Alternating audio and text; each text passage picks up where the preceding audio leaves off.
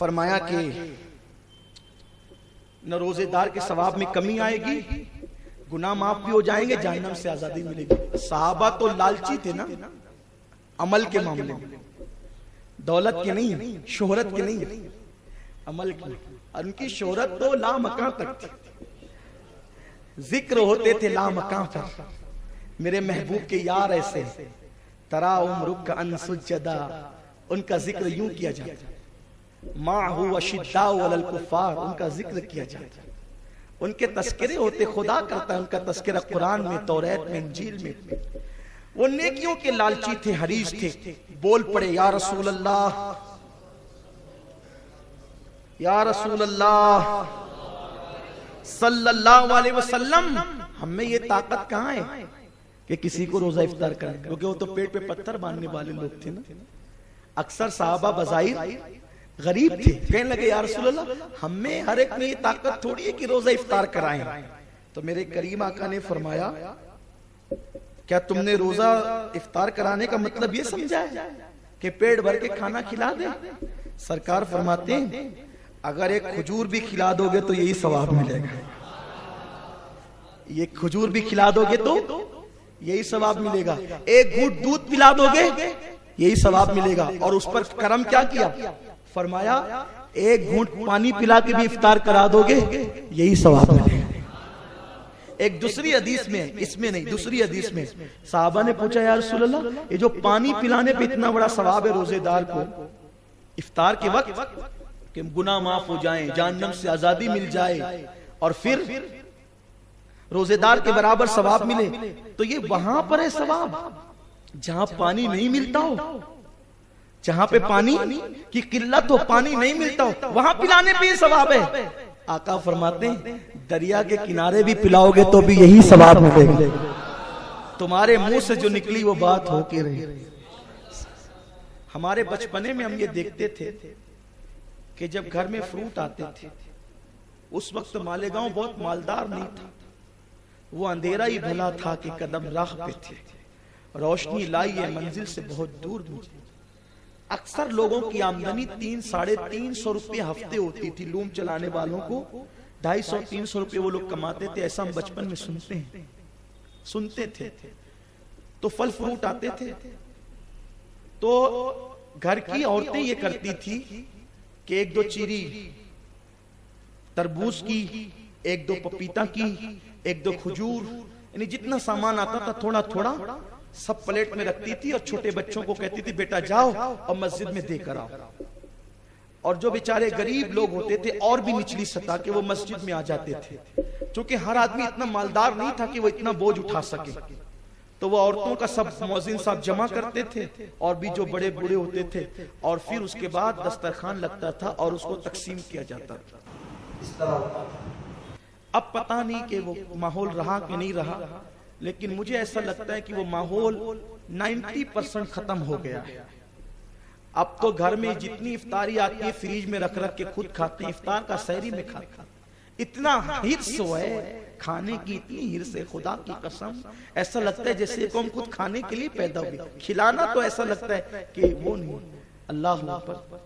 और याद रखना खुद खाओगे तो बदबू बनेगी, दूसरों को खिलाओगे तो जन्नत में जाने का सबब बनेगा। अगर मुनासिब समझे तो ये इरादा कर लें, आज रमजान शरीफ के कितने रोजे होंगे, 29 या 30। हर दिन अगर आपने एक बंदे को भी इफ्तार कराई ना, तो गोया कि आपने 30 को इफ्तार कराया। बस थोड़ा सा इस तरह जहन बनाइए, क्योंकि हमें सवाब ज्यादा समेटना है ना। और अगर अल्लाह ने दौलत ज्यादा दी तो 5-5 को करा दो, और ज्यादा दिए तो 10-10 को करा दो, ज्यादा दिए तो 20-20 को करा दो, 50-50 को करा दो। अल्लाह ने और नवाजा है तो एतिकाफ के अंदर 100-100 लोग बैठते हैं, उसमें हिस्सा ले लो ताकि इतने लोगों को एक साथ रोजा इफ्तार कराने का सवाब मिल जाए। एक मशवरा है, मैं चंदा नहीं मांग रहा, एक मशवरा दे रहा हूँ, नेकी पे उभार रहा हूँ। हो सके तो करो, फिर उसकी बरकत साल भर महसूस करोगे। और अगर हो सके तो कभी अपने रिश्तेदारों में झांक लो, इनके घर अच्छा पका कि नहीं पका, इनके घर फल फ्रूट आए कि नहीं आए, थोड़ा ये सब देखा कर। देखो आप ये पूरा खुतबा चेक कर लें, पूरा खुतबा आप पढ़ लें, ये हमारे अमीर मोहतरम की किताब है, माह रमजान कैसे गुजारें। इसका जदीद एडिशन मैं उसी में से पढ़ रहा हूँ। मैं इसका अरबी मतन पढ़ना चाहता था, लेकिन इसमें अरबी मतन नहीं है, और इत्तेफाक से जिसमें अरबी मतन है वो किताब घर पे मैं यहाँ मंगा नहीं सका। तो मैंने सोचा कि चलो ठीक है, जरूरत तो पूरी हो जाएगी। हजरत की किताब है, कायदे मोहतरम की किताब है, उसी में से मैंने खुतबा पढ़ा। पूरा खुतबा आप उठा करके पढ़ लें। हुजूर अलैहिस्सलाम ने सबसे ज्यादा ताकीद की है बंदों के साथ उसने सलूक की, शुरू से लेके आखिर तक। गमखारी करो, सब्र करो, ख्याल करो, इफ्तार कराओ, ये सब हुजूर अलैहिस्सलाम ने, यानी ये पूरा महीना बंदों के ख्याल रखने का महीना है, यही करो। और याद रखना, चूंकि पता नहीं दर्स कुरान में ये उन्वान आएगा कि नहीं आएगा, मुझे नहीं पता, लेकिन मैं आपसे कहता हूं, अगर अल्लाह ने नवाजा है, अपने रिश्तेदारों में कपड़े तकसीम करो। और कपड़े ऐसे तकसीम करना, ये नहीं ऐसे कपड़े मत बांटना कि जो एक धुल में जो है वो तार तार हो जाए।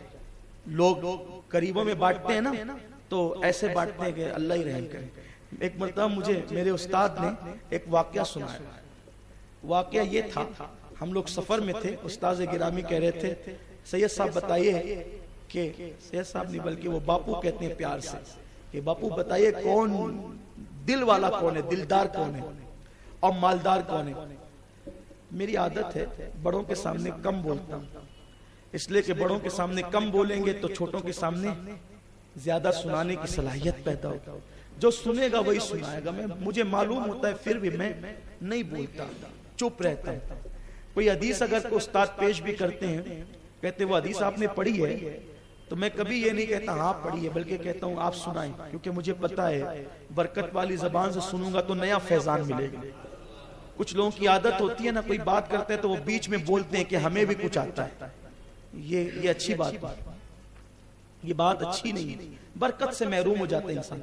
इसलिए कि मुमकिन है आपने किताब से पढ़ा हो तो आपके वो समझ में ना आए जो उस्ताद सुनाए, तो नया नुक्ता कोई आपके सामने पेश करे। तो उस्ताद ने फरमाया कि मालदार और दिलदार कौन है। मैंने कहा आप ही बता दें। तो हजरत ने मुझसे फरमाया कि एक औरत थी, वो एक सेठानी के घर में काम करती थी। उस सेठानी को रमजान शरीफ में उस मजदूर औरत को गिफ्ट देने का मौका आया, और उस गरीब औरत को भी रमजान शरीफ में सेठानी को गिफ्ट देने का मौका, यानी दोनों एक दूसरे को गिफ्ट देना चाहते थे। तो सेठानी जब गई दुकान पे तो कहती है, तेरी दुकान पे जो सबसे हल्का कपड़ा हो ना वो बता, क्योंकि मुझे अपनी मजदूर को देना ये कपड़ा।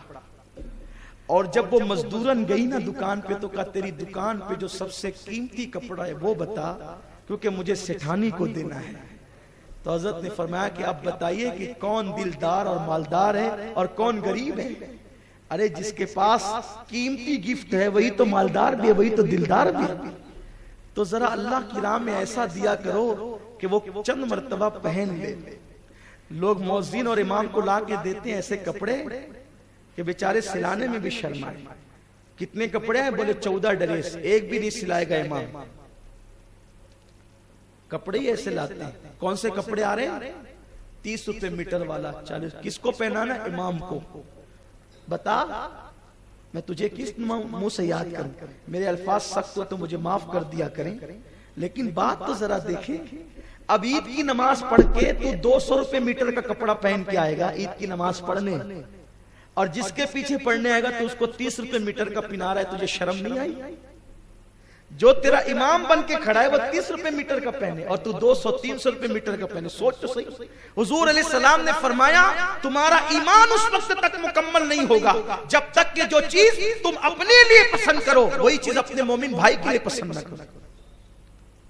और अगर इमाम ने कीमती, अच्छा इमाम अगर वो 14 वाइट ड्रेस जो मिले थे ना, मार्किन के, टेरिकाट के, XYZ के, अगर वो नहीं पहने तो इमाम सबके सामने, जो इमाम साहब सब जा रहे हो एक साथ, इमाम साहब वो आपने कपड़े सिलाए नहीं, वो जो मैं दिया था। ला हौला वला कुव्वता इल्ला बिल्लाह। ये हाल कौम का। 14 मत दो, 4 ही दो, लेकिन ऐसे दो कि तुम्हारा इमाम कहीं पहन के जाए तो लगे कि कौम का इमाम आया है। सोच बदलो, सोच तब्दील करो। तो ये पूरा खुतबा कौम के लिए, और अपने लिए भी अच्छा पहनो, दूसरों के लिए भी अच्छे का इंतजाम करो, रिश्तेदारों का भी ख्याल करो। अल्लाह पाक मुझे आप सबको तौफीक अता फरमाए।